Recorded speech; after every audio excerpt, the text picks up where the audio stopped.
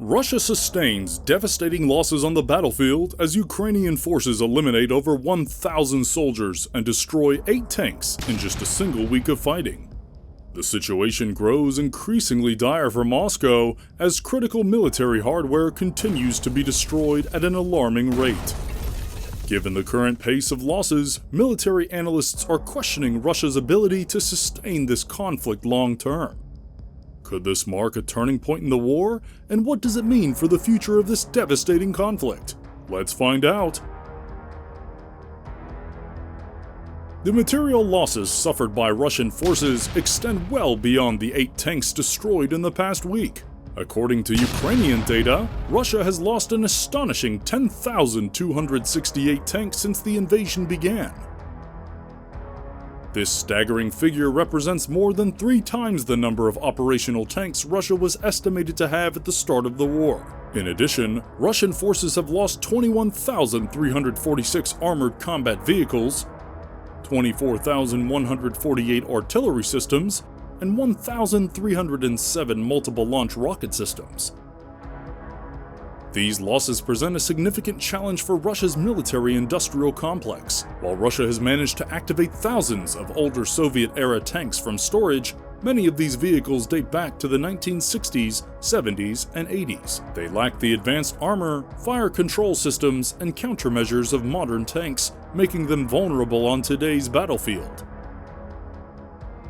Retired military officer and defense expert Viktor Kevlik notes that the figure of destroyed tanks means that the enemy has lost almost all of the modern tanks that it had at the beginning of the invasion. Russia's capacity to replace these losses with new production is severely limited. Experts estimate that Russian industry can only produce between 100 to 200 modern tanks per year, a rate far below what would be needed to replace battlefield losses. Western sanctions have further complicated Russia's effort to obtain critical components like advanced electronics and optics for their more sophisticated weapon systems.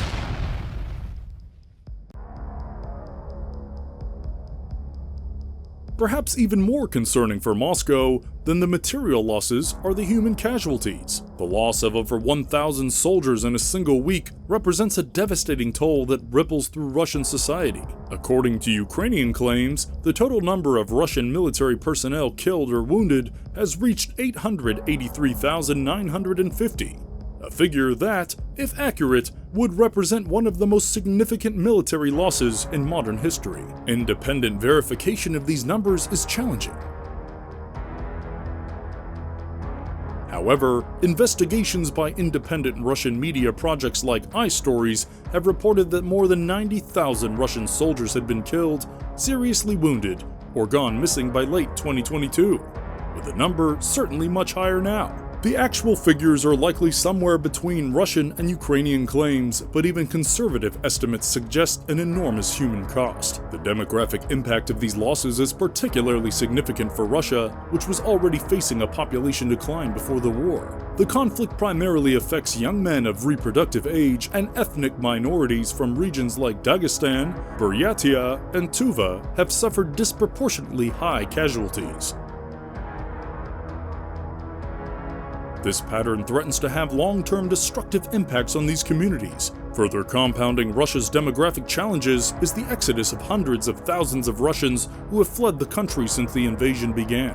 Estimates range from 370,000 to over 820,000 immigrants, many of them young, educated professionals from urban areas. Combined with mobilization, this has removed roughly 500,000 to 1 million working-age males from Russia's population.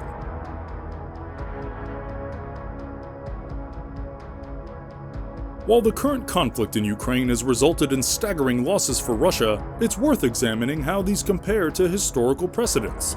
The Soviet Union lost approximately 15,000 troops during its decade-long war in Afghanistan, a figure that Russia has far exceeded in just a few years of fighting in Ukraine. Similarly, Russia's material losses in Ukraine dwarf those experienced in previous conflicts like the Chechen Wars or the 2008 war with Georgia. Perhaps the most apt comparison, though on a different scale, would be the Winter War of 1939 to 1940 between the Soviet Union and Finland. In that conflict, the vastly outnumbered Finnish forces inflicted disproportionate casualties on Soviet troops, highlighting how a determined defender with knowledge of local terrain can effectively resist a larger invading force. The current war in Ukraine has demonstrated similar dynamics, though with modern weapons and on a much larger scale. These historical parallels provide important context for understanding the current situation. They suggest that Russia may be facing a strategic dilemma similar to those encountered by great powers throughout history when engaged in protracted conflicts against determined opposition. The question remains whether Russia will adapt its strategy or continue along its current path despite mounting losses.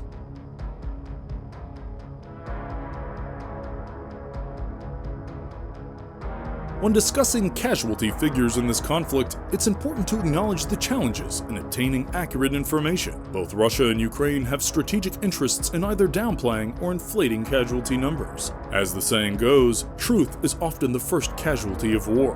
Russian official statements on losses have been sparse. The last time Russia officially reported casualties was in September 2022, when it claimed 5,937 dead. A figure that independent analysts considered implausibly low even at that time. Russian news outlets have largely stopped reporting on Russian death tolls altogether.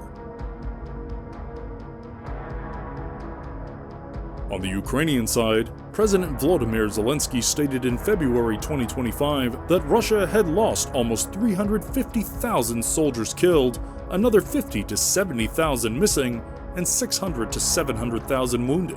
These figures are significantly higher than most Western intelligence estimates, though all sources agree that Russian losses have been substantial. Independent verification comes from various sources. The open-source investigative project Oryx has documented 3,984 Russian tanks damaged or destroyed based on visual confirmation alone. A figure that, while lower than Ukrainian claims, still represents a devastating loss of equipment. Similarly, BBC News Russian and Media Zona have confirmed 108,608 Russian military deaths by name as of May 2025, suggesting that the actual total is likely much higher. The loss of 1,000 soldiers and 8 tanks in a week, while significant, must be viewed within the broader strategic context. The effect of these losses over time has forced Russia to adapt its tactics, moving from ambitious multi-front offensives in the early stages of the war to more limited operations focused on the eastern Donbas region. Military analysts suggest that Russia's high casualty rate is unsustainable in the long term. According to British Army Chief of the General Staff Roland Walker, at the current pace of fighting, it would take Russia 5 years to control the 4 oblasts it claims, at a cost of 1.5 to 1.8 million casualties. He described the situation as utter devastation for both sides and lost generations. The material losses are equally consequential. With thousands of tanks destroyed, Russia has been forced to deploy increasingly obsolete equipment from storage. T-62 tanks from the 1960s have been observed on the battlefield, a clear indication of the strain on Russia's more modern armored fleet. One military analyst put it, "Quantity has a quality all its own." But there comes a point where obsolete equipment simply cannot compete on the modern battlefield, regardless of numbers. For Ukraine, Russia's losses present both opportunities and challenges. While the destruction of Russian equipment and personnel weakens the invading force, it also indicates Russia's willingness to sustain significant costs to achieve its objectives. The war has settled into a battle of attrition where both sides are testing the other's resolve and capacity to endure losses. In a modern conflict like the one in Ukraine, intelligence and surveillance play crucial roles in targeting enemy forces effectively. The destruction of 8 Russian tanks in a week doesn't happen by chance. It's the result of sophisticated intelligence gathering and precision strikes. Ukraine has benefited from Western intelligence support, including satellite imagery and signals intelligence. This has enabled Ukrainian forces to identify Russian formations, target command posts, and strike high-value equipment like tanks with remarkable precision.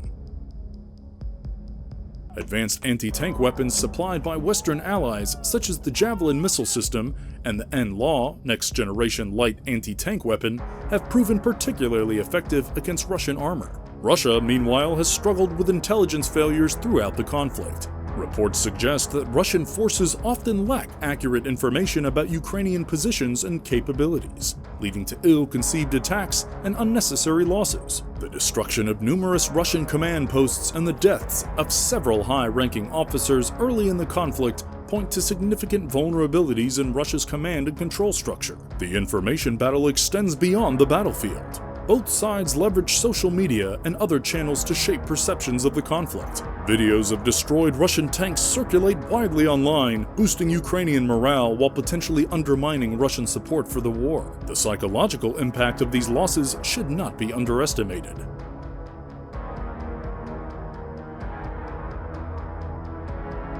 The loss of 1,000 soldiers in a week raises important questions about the training and readiness of Russian forces. Reports from the battlefield suggest that many Russian units, particularly those composed of recently mobilized personnel, lack adequate training and equipment. This contributes to higher casualty rates and reduced combat effectiveness.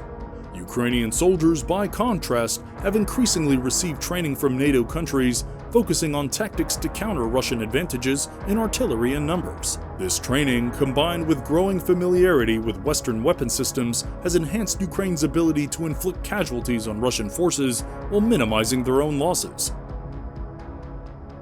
The quality of leadership also plays a crucial role.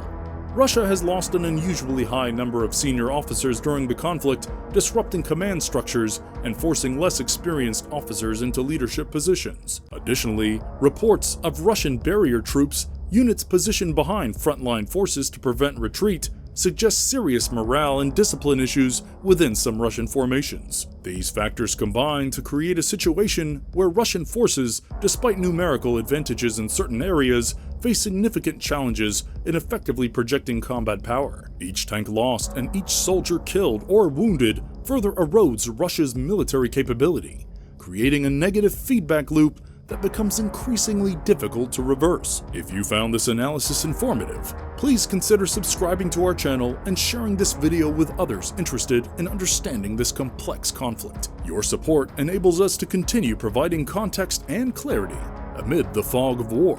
Don't forget to hit the like button and ring the notification bell to stay updated on our latest content. Until next time, thank you for watching.